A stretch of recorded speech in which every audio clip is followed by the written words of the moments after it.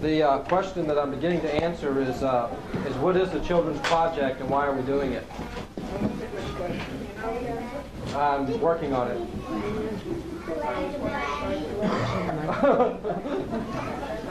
We're essentially doing it because Dr. Rolf said, what we need to do is to see, when I Rolf people, I take pictures of them, and I'm not a photographer, I'm a Rolfer, and so my photographs kind of show that, and people get a basic sense from their photographs. It's a kind of personal thing, the photography.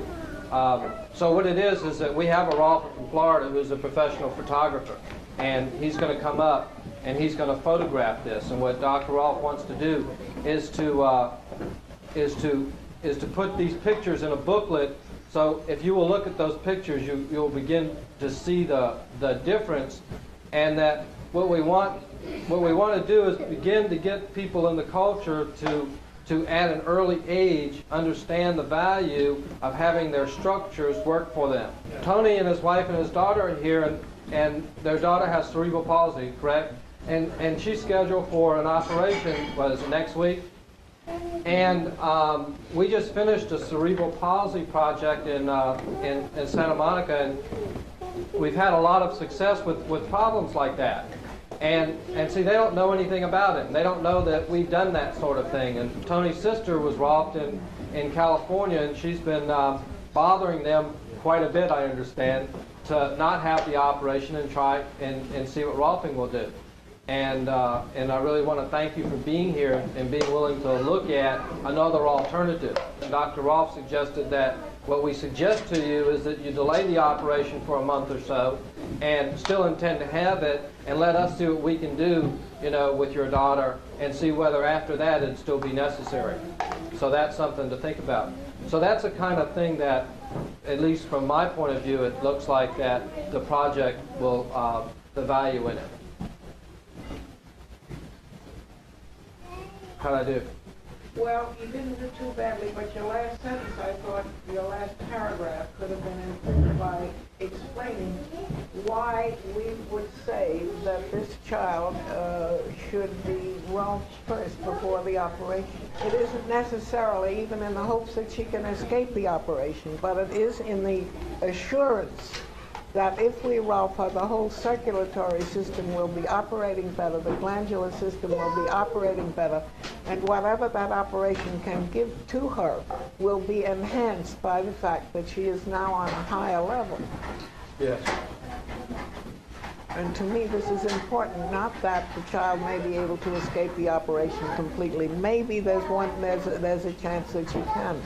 But there is a certainty that all of these other benefits can accrue. Yes. Okay, thank you. The child, how can he be assured that it's not going to harm her? Well, I would suggest if you're really feeling serious about this, wait until we've gotten 100 children in this area Rolfed and look at them. And then you'll know.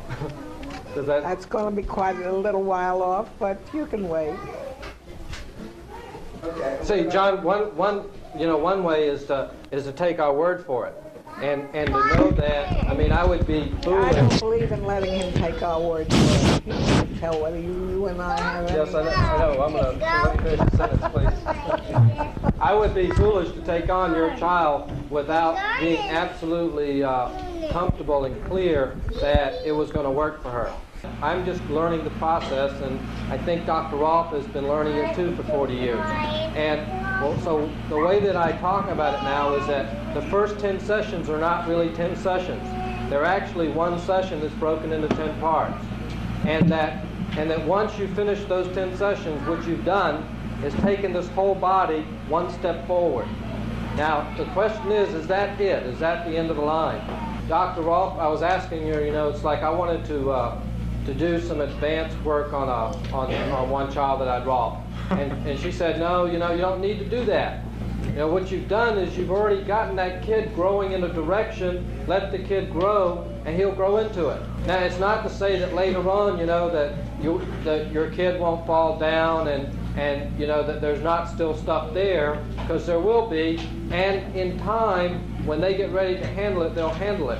Now, They will never go back to the place where they were when yes, they started. they won't go back. And the advantage of being Rolf, okay, for me, is that once you've gotten the first 10 sessions done, it's easy to fix things that go wrong later on. What happened is that about Who fixes them? When you say it's easy to fix them, do you have to be Rolf again to Yeah, fix them? well, Or yeah. can you fix these things yourself? If you're using your body appropriately, most of the time they will fix themselves. But if you're using your body inappropriately, now by that I mean you're using your body appropriately when, as you walk, your knees go straight forward, not through a circle.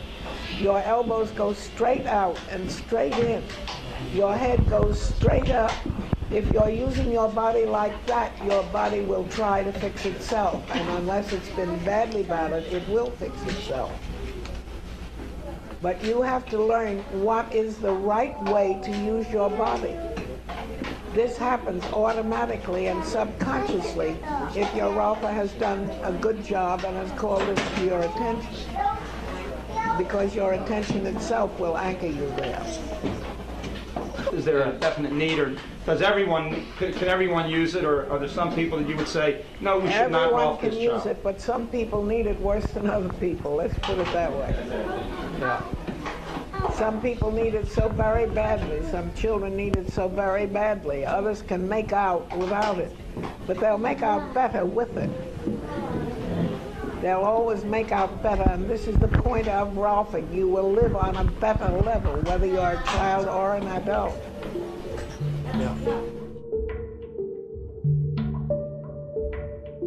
Now, another thing that happened just recently after a Rolfing session is she's always been very much afraid of the pain, and she's come home and said, oh, it's so painful, and that's been her big problem.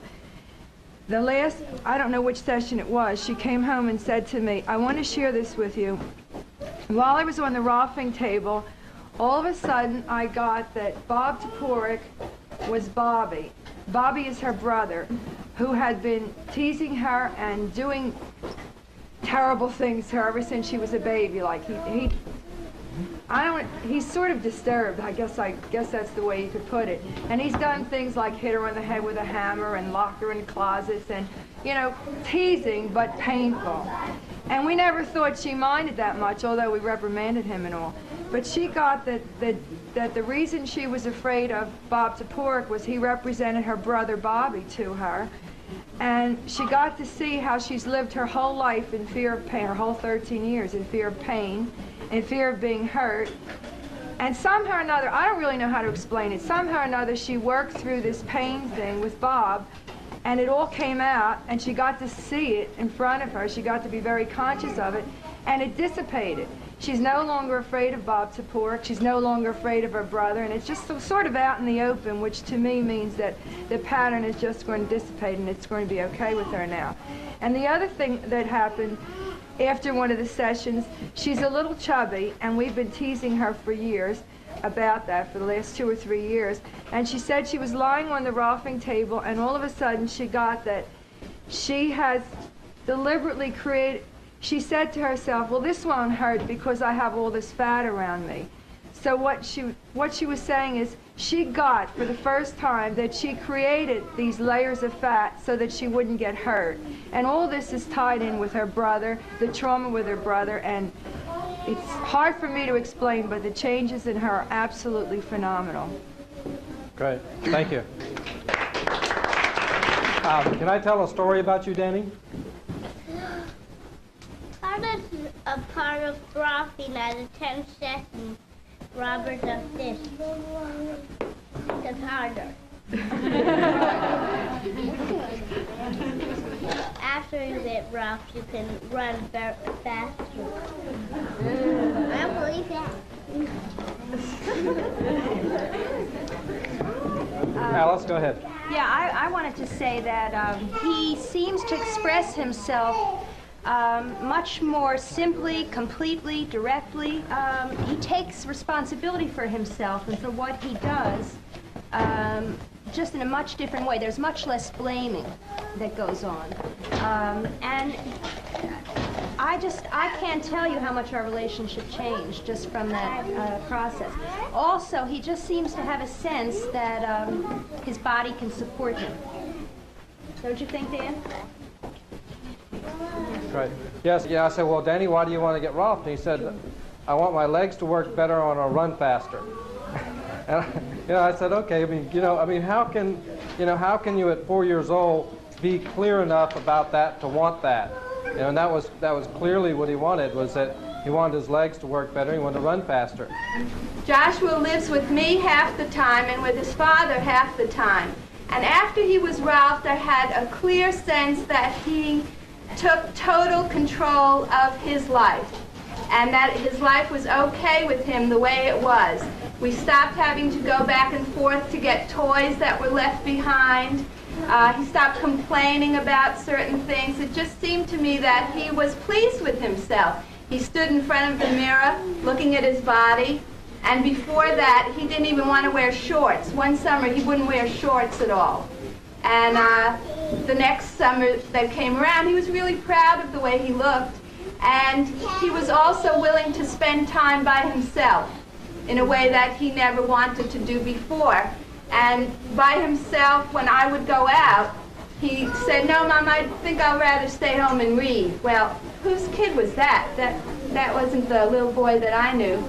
And you're describing Danny as not being a little boy. Josh was he's a person. Yes, right.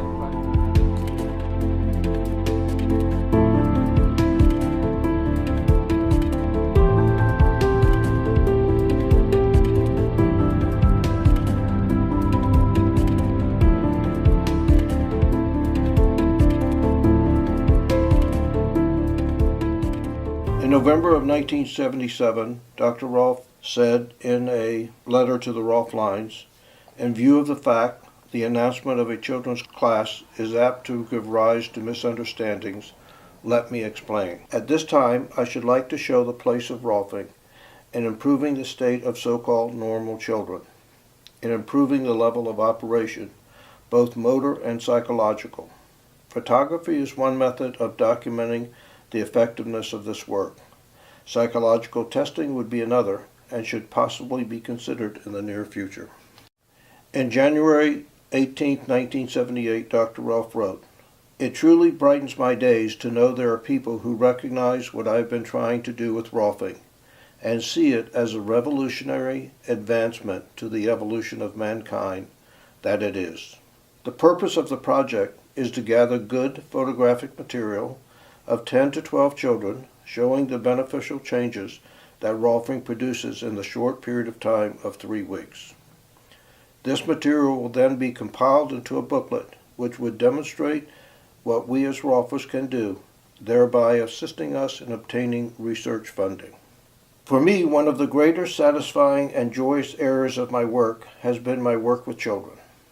I can think of no better way to move us further down the path in having Rolfing acceptance and recognition in the world expand than to present to the world what Rolfing has to offer the younger population. Rolfing releases those traumatic incidents of birth and childhood that prevent the child from achieving complete wholeness, physically, psychologically, and emotionally. It provides for all children a good foundation to stand on and grow up from, namely a balanced, supportive physical body. And that is where it all begins." On January 20th of 1978, in a letter written by Dr. Rolf and sent out by Adrian Carley, Dr. Rolf said, "The Rolfing experience has been called a physical and psychological maturing, oftentimes dramatic in appearance and behavior. Knowing as you do the benefits of Rolfing and how far this procedure has advanced since its inception, nearly 4 decades ago, may we rely on your participation in the advancement of science and mankind."